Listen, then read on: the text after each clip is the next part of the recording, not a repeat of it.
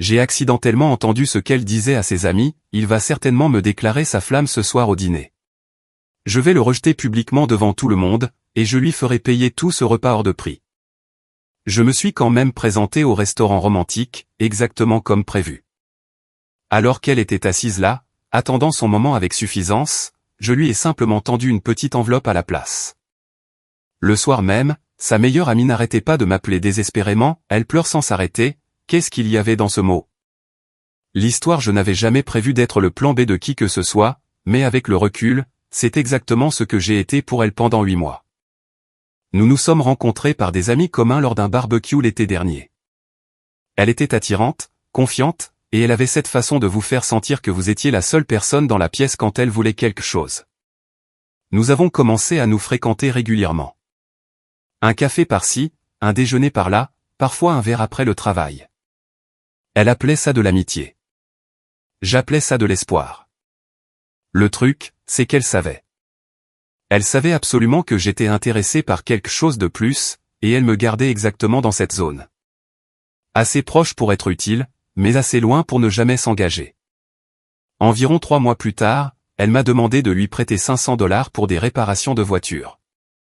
Elle a dit qu'elle me rembourserait à la fin du mois. Ensuite, c'était 700 pour sa caution quand sa colocation a mal tourné. Puis 400 parce qu'il lui manquait de l'argent pour le loyer. Toujours avec la même promesse. Toujours avec ce sourire qui me faisait ignorer mon bon sens. Je n'ai jamais insisté. Je me disais que j'étais un bon ami. Que peut-être, elle verrait à quel point j'étais fiable. À quel point j'étais différent des gars qui voulaient juste coucher avec elle et disparaître. Stupide. Il y a 2 semaines, elle m'a envoyé un SMS pour un dîner. Elle a dit qu'elle voulait aller dans un endroit chic, un endroit où nous n'étions jamais allés. Elle a spécifiquement mentionné ce restaurant italien au centre-ville qu'elle rêvait d'essayer. Le genre d'endroit où les plats commencent à $40, et où la carte des vins a besoin de sa propre table. J'ai fait la réservation pour le vendredi soir. Elle semblait excitée. Plus de SMS que d'habitude cette semaine-là. Je me suis laissé penser que c'était peut-être enfin le moment. Peut-être qu'elle était prête à me voir différemment. Jeudi après-midi, je suis passé chez elle pour déposer quelques courses qu'elle m'avait demandé de prendre.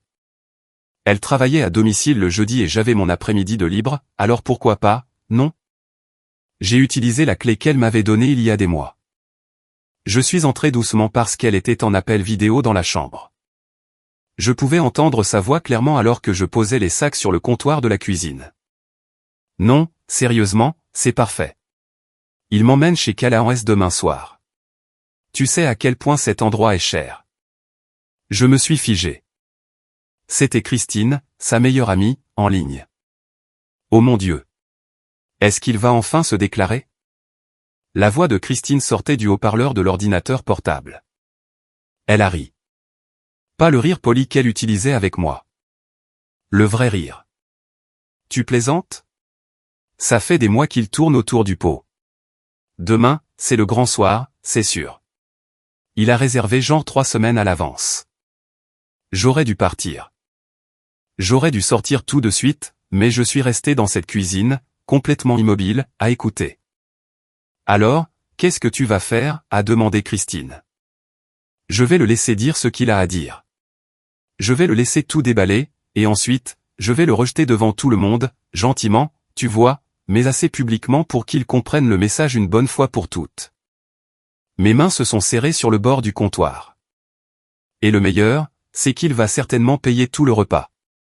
J'ai déjà dit à Nathalie et Violet de prendre des tables près de nous pour qu'elles puissent regarder. Ça va être légendaire. Elles ont ri ensemble. Toutes les deux, comme si c'était la chose la plus drôle au monde. Tu es terrible, a dit Christine, mais elle gloussait encore.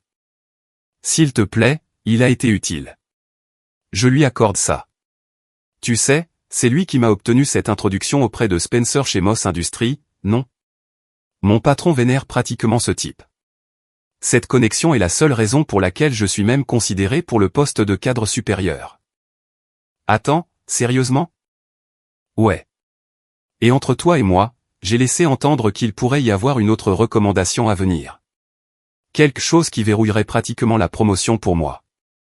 Mon patron l'a mentionné spécifiquement la semaine dernière. Est-ce qu'il sait que c'est pour ça que tu le gardes dans les parages? Bien sûr que non. Il pense que nous construisons quelque chose de sincère.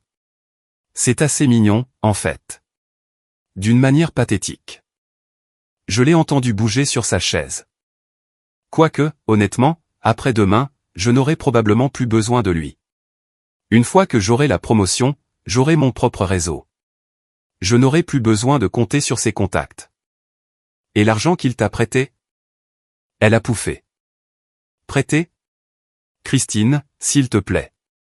C'était des cadeaux. Il ne m'a jamais demandé de signer quoi que ce soit. Il n'en a même jamais reparlé après me l'avoir donné. C'est de sa faute s'il est si confiant. Quelque chose de froid s'est installé dans ma poitrine. Pas encore de la colère. Quelque chose de plus calme, de plus concentré. J'ai soigneusement ramassé les sacs de course, je suis ressorti par la porte d'entrée, et je l'ai refermé silencieusement derrière moi. Je suis monté dans ma voiture, je suis rentré chez moi, et je me suis assis à ma table de cuisine pendant environ 1 heure, juste à réfléchir. Elle voulait un spectacle demain soir. Elle en aurait un, juste pas le spectacle qu'elle attendait. J'ai ouvert mon ordinateur portable et j'ai commencé à faire une liste. Chaque dollar que je lui avais donné, chaque rendez-vous, chaque raison qu'elle m'avait fournie, chaque SMS disant qu'elle me rembourserait. J'avais tout. Transaction Venmo, virement bancaire, capture d'écran. Ensuite, j'ai ouvert mes emails et j'ai trouvé le fil de discussion avec Hudson Wilkinson, son patron au cabinet de marketing. Nous nous étions rencontrés lors d'une conférence il y a 2 ans. Nous étions restés en contact professionnel. Un type bien, franc. J'ai commencé à taper. À minuit, j'avais tout préparé, la facture, la documentation, l'email pour Hudson que j'enverrai vendredi matin, et la petite enveloppe que je lui remettrai au dîner. Le vendredi est arrivé. J'ai reçu la confirmation qu'Hudson avait reçu et lu mon email à 9h30. Il a répondu par 2 mots seulement, merci. Ce soir-là, j'ai mis une chemise correcte, j'ai pris l'enveloppe, et j'ai conduit jusqu'à chez Callahan. Elle était déjà là quand je suis arrivé, parfaite, coiffée, maquillée, portant une robe que je n'avais jamais vue auparavant. Probablement achetée spécialement pour ce soir. Et, toi, a-t-elle dit avec ce sourire. Celui que je pensais autrefois sincère. Et, ai-je dit en m'asseyant en face d'elle. Tu es ravissante. Merci. Je suis impatiente pour cet endroit. J'ai entendu dire que l'osso bucco est incroyable. J'ai jeté un coup d'œil autour de moi avec désinvolture. Effectivement, Nathalie était à une table près de la fenêtre. Violet était au bar avec quelqu'un que je ne reconnaissais pas. Toutes les deux s'efforçaient de faire semblant de ne pas faire attention à nous. Ouais, ça devrait être bon, ai-je dit. Nous avons commandé, fait la conversation. Elle était animée, travaillant dur pour sembler intéressée par ma journée, ma semaine, posant des questions dont elle ne s'était jamais souciée auparavant. Les plats sont arrivés, nous avons mangé. Elle n'arrêtait pas de jeter un coup d'œil à son téléphone sous la table, probablement pour envoyer des SMS à son public. Finalement, alors que le serveur débarrassait nos assiettes, elle s'est légèrement penchée en avant. Alors, il y avait quelque chose dont tu voulais parler ce soir? J'ai mis la main dans la poche de ma veste et j'ai sorti l'enveloppe. Petite, blanche, rien de sophistiqué, en fait. Oui, c'est pour toi. Je la lui ai tendue à travers la table. Elle l'a prise, confuse, mais en gardant le sourire. Elle pensait probablement que c'était une lettre. Une confession sincère qu'elle pourrait refuser gentiment. Elle l'a ouverte. J'ai regardé son visage changer alors qu'elle lisait la première page. La facture, $2600, détaillée, avec un avis formel que le paiement était attendu dans les 30 jours, où je déposerai plainte au tribunal des petites créances. Elle a levé les yeux vers moi, la bouche légèrement ouverte. Continue de lire, ai-je dit calmement. Elle a tourné la 2e page. Des captures d'écran et ses messages à Christine, à une autre amie nommée Margaret. Des messages où elle me traitait de pathétiquement impatient et fondamentalement d'une relation professionnelle avec un portefeuille. Ses mains ont commencé à trembler légèrement. La 3e page était la véritable dévastation. Une copie imprimée de l'email que j'avais envoyé à Hudson ce matin-là, celui où je retirais poliment toute recommandation professionnelle dont j'avais discuté précédemment, et où je suggérais respectueusement qu'il reconsidère toute promotion qui aurait pu être influencée par mon soutien initial, étant donné ce que je venais d'apprendre sur son caractère et son éthique professionnelle. Elle a levé les yeux vers moi, et pour la première fois depuis que je la connaissais, elle n'avait rien à dire. Je me suis levé, j'ai sorti mon portefeuille, et j'ai placé exactement 43 $ sur la table. Assez pour couvrir mon repas et ma moitié du vin. Le reste est pour toi, ai-je dit. Tout comme ces prêts que tu sembles considérer comme des cadeaux. Profite de ton dîner avec tes amis. J'ai fait un signe de tête vers Nathalie et Violet, qui nous fixaient maintenant, ne faisant même plus semblant.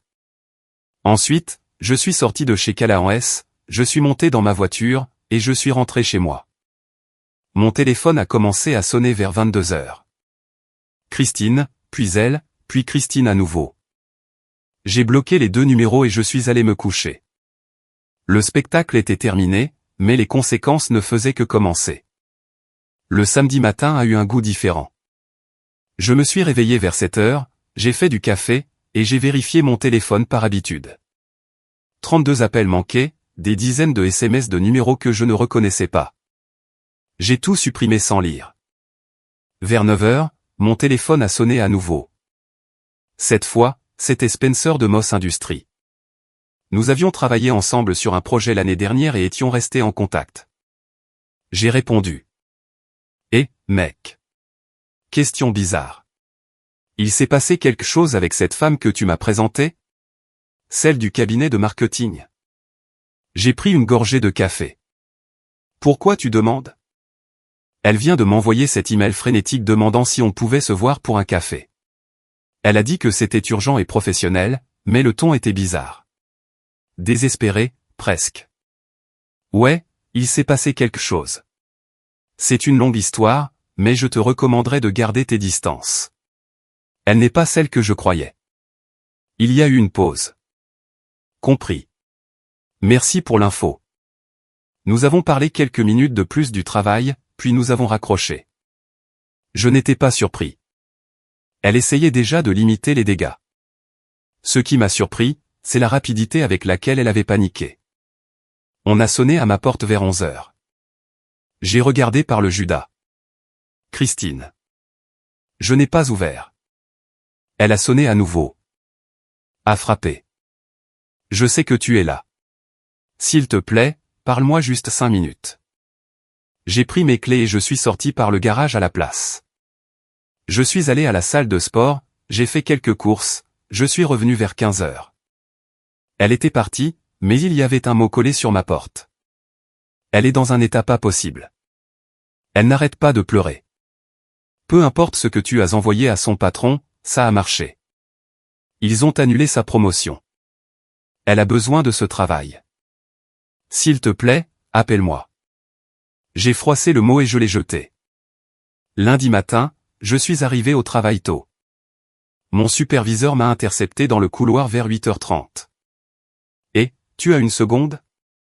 Carl DRH était avec lui. Nous sommes entrés dans une salle de conférence. Carl a fermé la porte. Avez-vous envoyé un email à Hudson Wilkinson chez Ingram Marketing vendredi? Oui, ai-je dit calmement. Y a-t-il un problème? Pas de problème.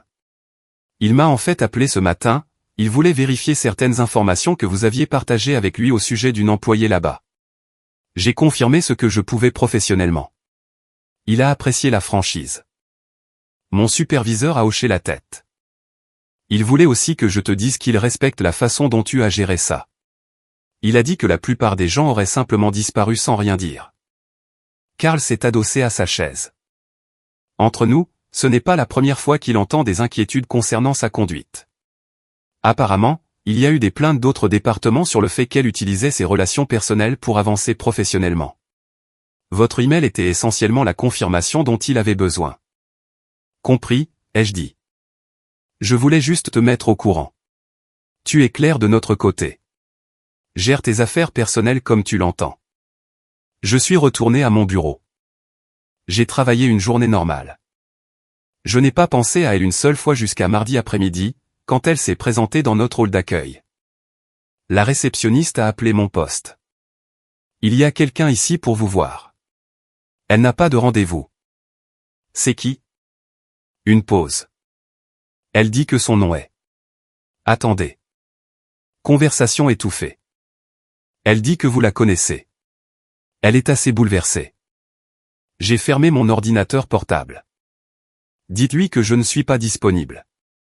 Si elle ne part pas volontairement, appelez la sécurité. Vous êtes sûr? Elle pleure. Je suis sûr. 5 minutes plus tard, mon téléphone a vibré. Un SMS d'un numéro que je ne reconnaissais pas. C'est Nathalie.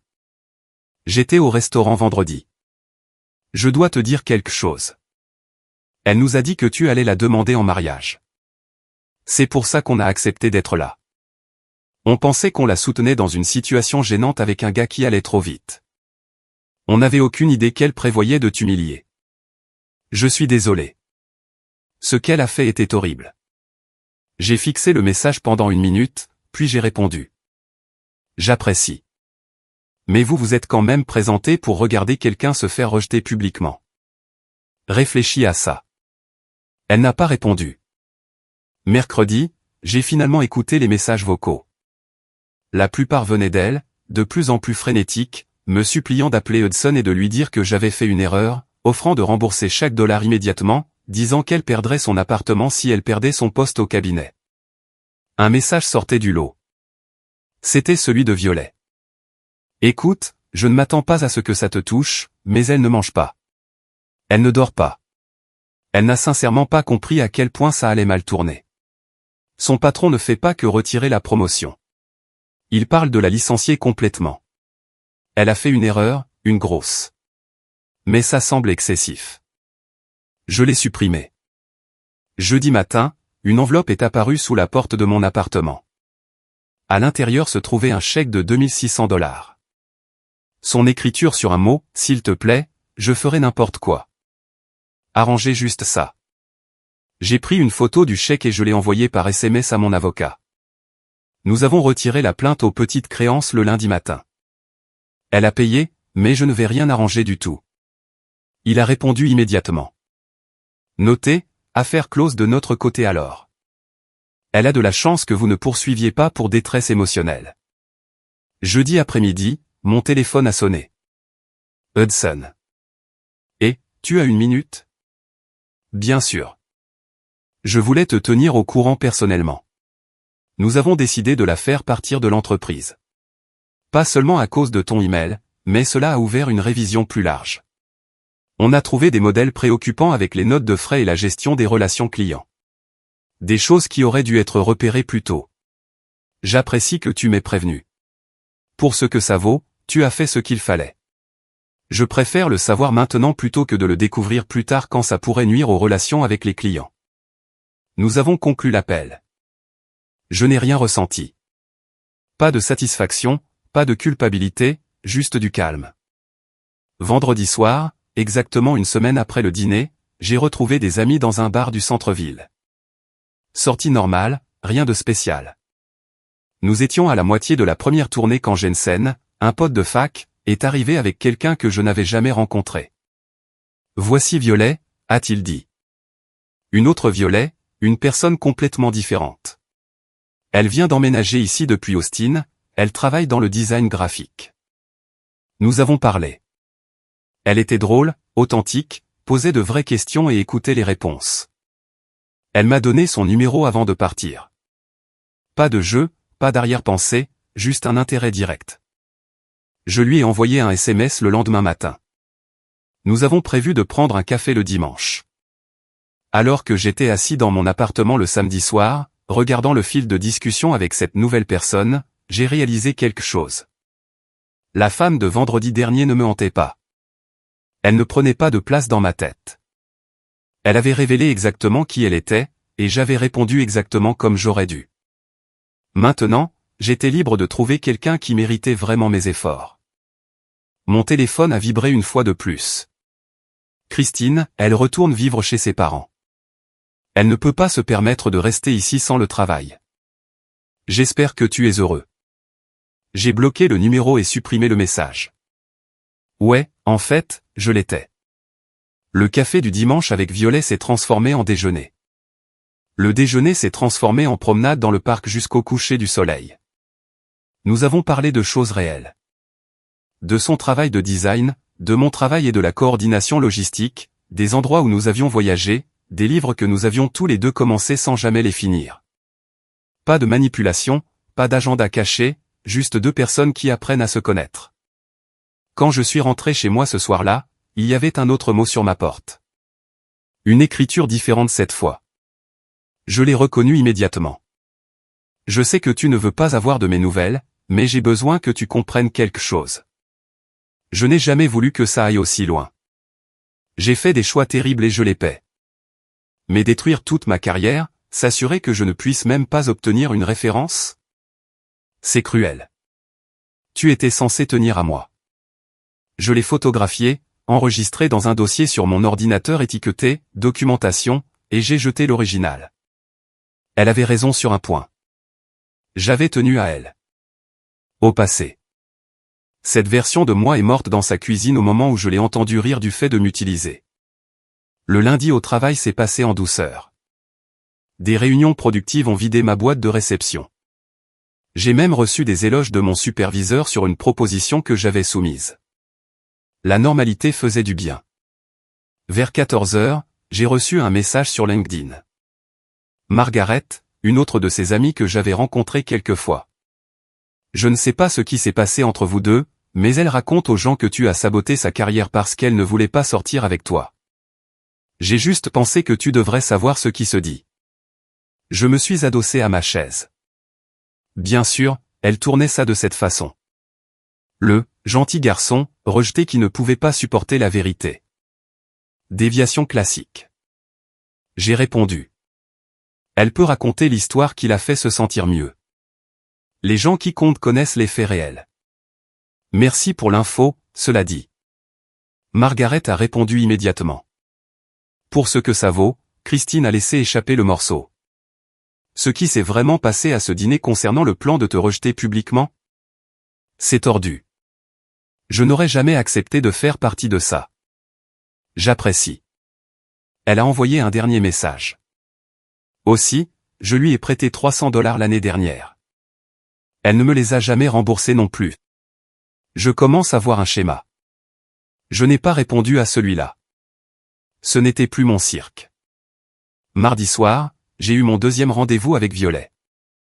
Dîner dans un restaurant thaïlandais qu'elle avait recommandé. À mi-chemin, mon téléphone a vibré. J'y ai jeté un coup d'œil. Numéro inconnu. Ne réponds pas au boulot pendant un rendez-vous, a dit Violet avec un sourire. C'est genre la règle numéro 3 pour être un humain décent. J'ai ri et j'ai posé le téléphone face contre table. Tu as absolument raison. Nous avons fini le dîner, partagé l'addition sans aucune tension bizarre, et prévu de nous revoir jeudi. Quand je suis rentré, j'ai vérifié l'appel manqué. C'était elle, depuis le téléphone de quelqu'un d'autre. Pas de message vocal. J'ai bloqué ce numéro aussi.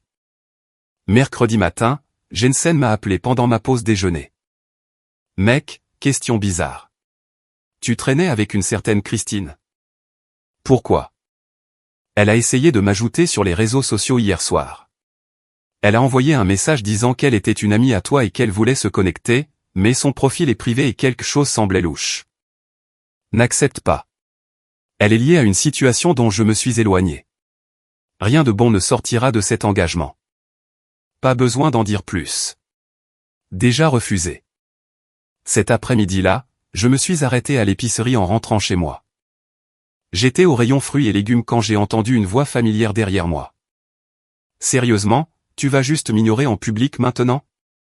Je me suis retourné. Elle était là, l'air épuisé, les cheveux tirés en arrière, sans maquillage, portant un pantalon de survêtement et un sweat à capuche trop grand. Rien à voir avec la version soignée d'il y a 2 semaines. Je ne t'ignore pas, ai-je dit calmement. Je fais mes courses. Nous n'avons rien à discuter. Rien à discuter? Tu as ruiné ma vie et on n'a rien à discuter? Quelques personnes à proximité ont jeté un coup d'œil. J'ai gardé ma voix posée. Je n'ai rien ruiné. J'ai simplement arrêté de participer au fait d'être utilisé. Tu as fait des choix. Tu gères les conséquences. Je me suis excusé. Je t'ai envoyé l'argent. Qu'est-ce que tu veux de plus? Je ne veux rien de toi. Je te voulais hors de ma vie. J'ai obtenu ça. Nous avons fini ici. Je me suis retourné vers les légumes. J'ai tout perdu à cause de toi, a-t-elle dit plus fort maintenant. Mon travail, mon appartement, ma réputation. Tout ça parce que j'ai blessé tes sentiments. Je lui ai fait face à nouveau. Non. Tout ça parce que tu as systématiquement manipulé quelqu'un qui tenait à toi, volé de l'argent, utilisé des relations professionnelles pour ton gain personnel, et prévu de l'humilier publiquement pour te divertir. Ce sont tes actions. Assume-les. Ses yeux se sont remplis de larmes. J'ai fait une erreur. Tu as pris des douzaines de décisions calculées sur 8 mois. Ce n'est pas une erreur. C'est un schéma. Alors quoi? Je suis juste censé accepter que ma vie entière soit détruite. Ta vie n'est pas détruite. C'est juste que tu n'es plus récompensé pour ton mauvais comportement. Il y a une différence. J'ai pris mon panier et je me suis dirigé vers la caisse. Elle n'a pas suivi. Le jeudi soir avec Violet a été facile. Nous avons regardé un film chez elle.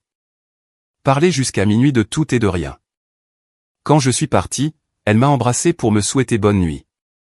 Simple, sincère, sans complications. J'ai conduit jusqu'à chez moi en me sentant plus léger que je ne l'avais été depuis des mois. Vendredi matin, j'ai reçu un email d'Hudson. Je voulais boucler la boucle sur cette situation. Son dernier jour était hier. La sortie a été professionnelle et documentée. Elle a signé un accord de non-divulgation dans le cadre de son accord de départ. Donc, légalement, elle ne peut pas dénigrer l'entreprise ou toute personne associée à celle-ci. Cela t'inclut. J'ai pensé que tu voudrais le savoir. J'ai répondu par un simple merci. Vendredi soir, je retrouvais des amis pour boire un verre. Austin, un gars de ma salle de sport, était là avec sa petite amie, Nicole. Et, question au hasard, a dit Austin. Tu connais une certaine Christine? Elle a abordé Nicole chez Target hier en demandant de tes nouvelles. Nicole est intervenue. Ouais, c'était bizarre.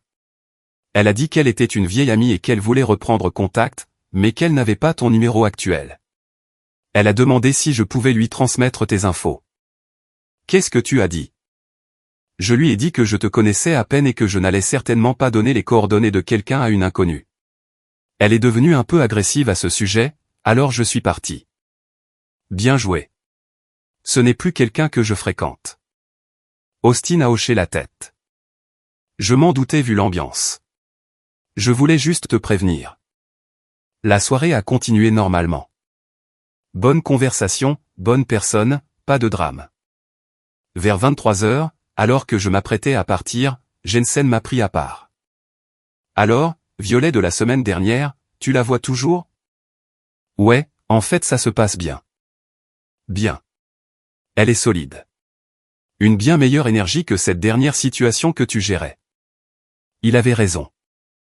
Et le meilleur, c'est que je ne regardais plus par-dessus mon épaule. Je n'attendais pas la prochaine manipulation ou la prochaine crise. Je vivais juste ma vie. Et elle était ailleurs, vivant avec les choix qu'elle avait faits, exactement comme cela devait être. 3 semaines s'étaient écoulées depuis le dîner. La vie s'était installée dans un rythme confortable.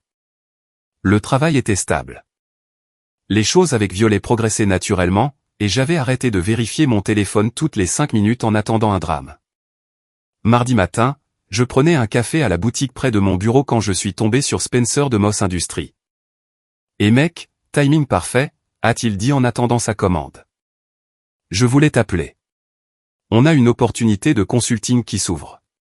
Travail contractuel, mais paye solide et ça pourrait mener à quelque chose de permanent. Intéressé?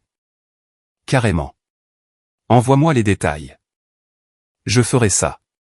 Aussi, tu te souviens de cette femme contre qui tu m'as mis en garde? Celle d'Ingram Marketing? J'ai hoché la tête. Elle a repris contact la semaine dernière. Approche différente cette fois.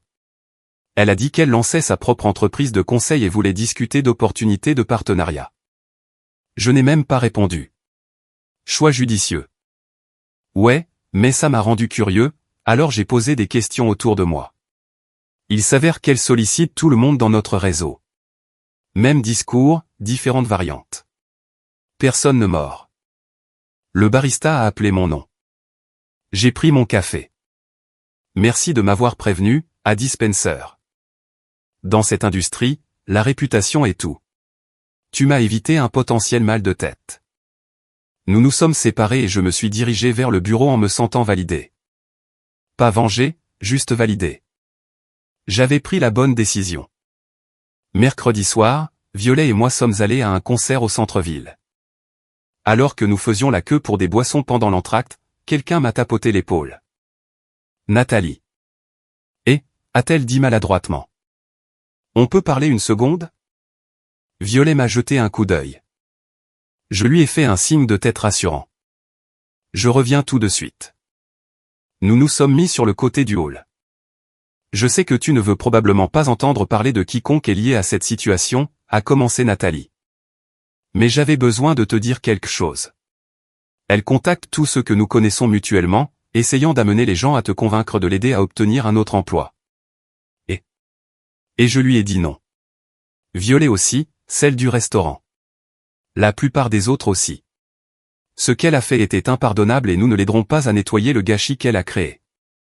J'apprécie, mais honnêtement, je ne me préoccupe plus de ce qu'elle fait. C'est son problème à résoudre. Nathalie a bougé, mal à l'aise. Il y a autre chose. Elle raconte aux gens une version différente des événements, disant que tu la poursuivais de manière obsessionnelle, qu'elle a essayé de te repousser doucement, et que tu t'es vengé en mentant à son patron. J'ai pris une gorgée de mon verre. Laisse-la raconter l'histoire qu'elle a besoin de raconter. Les gens qui comptent connaissent la vérité. Ça ne te dérange pas qu'elle soit là-bas à salir ton nom? Pas particulièrement. Quiconque croit sa version sans poser de questions n'est pas quelqu'un dont je valorise l'opinion de toute façon. Nathalie semblait surprise par mon calme. Tu gères ça bien mieux que je ne le ferais. Parce que je ne porte plus ça. J'ai géré la situation, j'ai avancé, et c'est tout. Elle a hoché la tête lentement. Pour ce que ça vaut, je suis désolé d'avoir fait partie de cette soirée. Même si je ne connaissais pas tout le plan, j'aurais dû me demander pourquoi elle avait besoin de témoins pour un rejet. Dont acte. Prends soin de toi, Nathalie. Je suis retourné vers Violet, qui tenait nos deux verres. Tout va bien, a-t-elle demandé. Ouais, juste quelqu'un qui s'excuse pour quelque chose qui n'a plus d'importance. La seconde moitié du concert était excellente. J'ai ramené Violet chez elle, je l'ai embrassée pour lui souhaiter bonne nuit, je suis rentré chez moi, me sentant complètement indifférent. Jeudi après-midi, Carl DRH est repassé à mon bureau. Tu as une minute?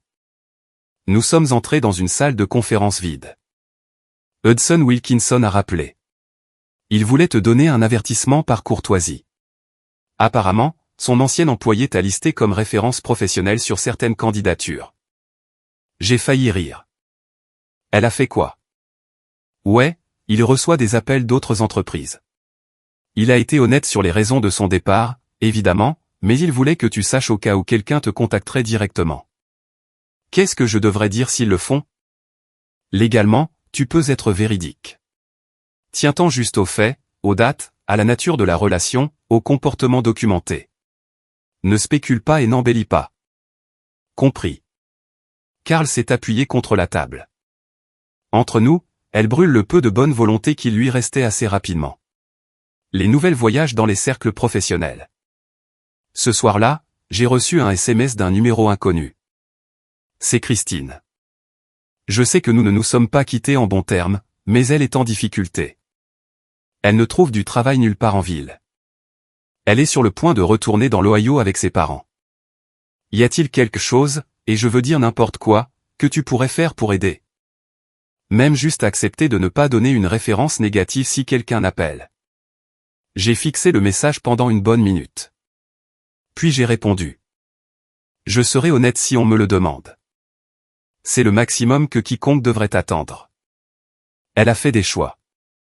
Ce sont les conséquences. Christine a répondu immédiatement. Tu es sans cœur. Elle a fait une erreur et tu as fait en sorte qu'elle ne s'en remette jamais. J'ai fait en sorte d'arrêter d'être utilisée. Ce qui s'est passé après ça a été entièrement basé sur ses propres actions. Au revoir, Christine. J'ai bloqué le numéro.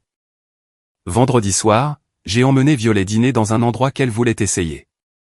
À la moitié du repas, elle a tendu la main à travers la table et a pris la mienne.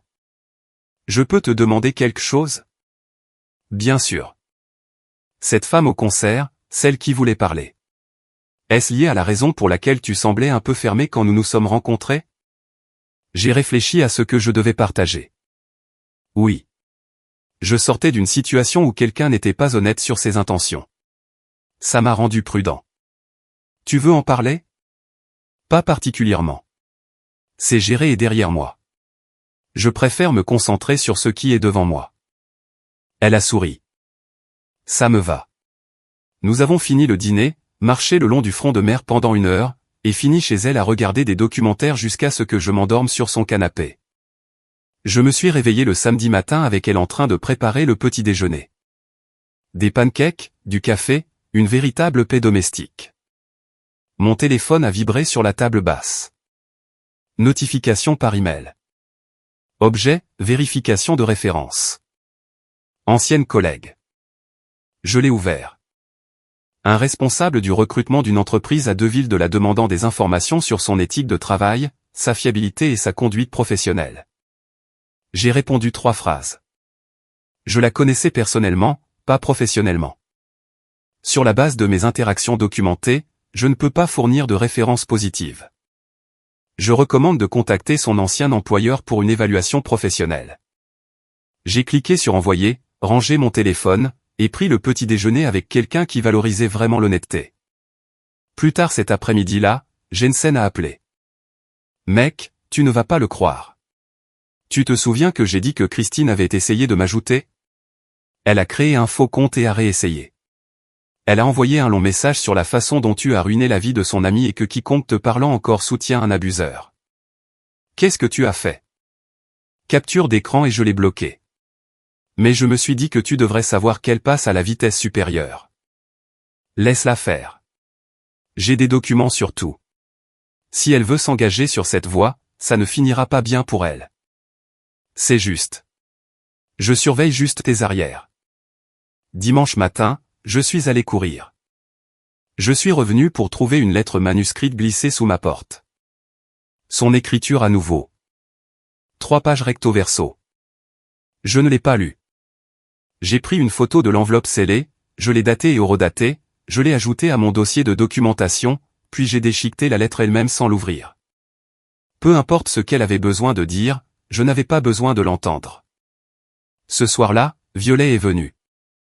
Nous avons cuisiné ensemble, regardé un film, parlé de faire un voyage le week-end dans quelques semaines. Simple, honnête, sans complications, tout ce que la dernière situation n'a jamais été. Et c'est là que j'ai réalisé que j'avais vraiment gagné. Pas parce qu'elle était en difficulté ou parce que je m'étais vengé, mais parce que j'étais parti avec ma dignité intacte et que j'avais trouvé quelque chose d'authentique de l'autre côté. C'était la seule victoire qui comptait. 6 semaines après le dîner, j'avais complètement arrêté de penser à elle. Le travail se passait bien. Violet et moi étions officiellement ensemble, et la vie semblait normale à nouveau. Puis le lundi est arrivé. Je quittais le bureau quand je l'ai vue debout près de ma voiture. Elle avait l'air différente, plus mince, fatiguée, portant des vêtements qui semblaient trop grands. « S'il te plaît » a-t-elle dit avant que je puisse parler. « Juste 5 minutes. » Non. Je suis retourné vivre dans l'Ohio. Je pars demain. J'ai juste besoin de tourner la page. Tu as tourné la page il y a 6 semaines quand je suis sorti de ce restaurant. Passe à autre chose. Je ne peux obtenir de travail nulle part. Ton email m'a détruite. J'ai déverrouillé ma voiture. Mon email disait la vérité. Tes actions t'ont détruite. Je suis désolé. Je le suis sincèrement. J'ai été arrogante et stupide et je t'ai blessé. Mais cette punition ne correspond pas à ce que j'ai fait. Je l'ai regardé directement. Tu ne m'as pas seulement blessé. Tu m'as systématiquement utilisé pendant des mois. Tu as pris mon argent, exploité mes relations, et prévu de m'humilier publiquement pour le plaisir.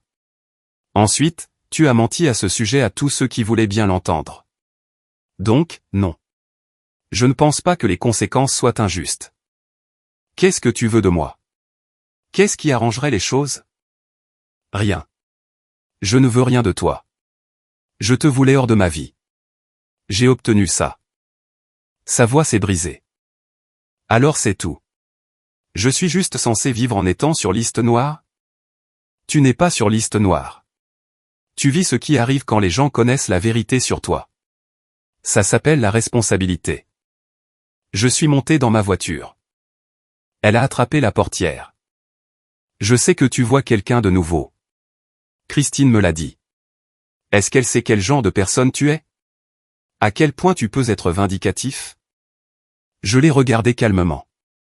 Elle sait que je ne tolère pas d'être manipulé. Elle sait que j'ai des limites et que je les fais respecter. Et elle sait que je suis honnête, ce qui est probablement la raison pour laquelle ça marche entre nous. Tu es un lâche. Tu n'as pas pu supporter le rejet, alors tu m'as détruite. J'ai très bien supporté le rejet. Ce que je n'ai pas supporté, c'est d'être utilisé. Il y a une différence. Maintenant, lâche ma portière. Elle a reculé, les larmes coulant sur son visage. J'ai démarré le moteur. Adieu. Ne me contacte plus. J'ai démarré et je n'ai pas regardé en arrière. Ce soir-là, Violet a remarqué que j'étais silencieux. Il s'est passé quelque chose aujourd'hui? Ouais. Je suis tombé sur cette situation passée dont j'ai parlé. Dernière conversation, je pense. Ça va? Honnêtement, ouais, ça va. Elle a embrassé mon front. Bien. Parce que tu mérites mieux que quoi que ce soit que c'était. 2 jours plus tard, Christine a envoyé un dernier message d'un nouveau numéro. Elle est partie. De retour dans l'Ohio. J'espère que tu dors bien en sachant que tu as brisé quelqu'un. J'ai répondu une fois. Je dors bien en sachant que j'ai arrêté de laisser quelqu'un me briser. Oublie ce numéro. Jeudi soir, Spencer a appelé avec de bonnes nouvelles. Le contrat de consulting a été validé. Meilleure paye, horaire flexible, véritable opportunité. Vendredi soir, Violet et moi avons fêté ça chez elle. Pas de drame, pas de fantôme du passé, juste 2 personnes construisant quelque chose d'honnête. Samedi matin, j'ai supprimé le dossier de documentation. Je n'en avais plus besoin. Dimanche, j'ai emmené Violet bruncher. À mi-chemin, elle m'a interrogé sur ma semaine. Je lui ai parlé du nouveau contrat, des projets que j'avais pour le mois prochain, d'un voyage que je voulais faire. Je n'ai pas mentionné l'autre femme une seule fois parce qu'elle ne faisait plus partie de mon histoire. Et c'était finalement exactement comme cela devait être. 3 mois plus tard, tout avait changé pour le mieux. Le boulot de consulting s'est transformé en un poste permanent avec de meilleurs avantages. Violet et moi avons emménagé ensemble. La vie était sincèrement belle. Puis est venu le mariage. Un ami commun de la fac. Je ne pouvais pas le manquer. Elle non plus, apparemment. Je l'ai vue à travers la salle de réception. Elle avait l'air mieux que la dernière fois. Coiffée, robe correcte, sourire forcé. Elle était seule. Violet m'a serré la main.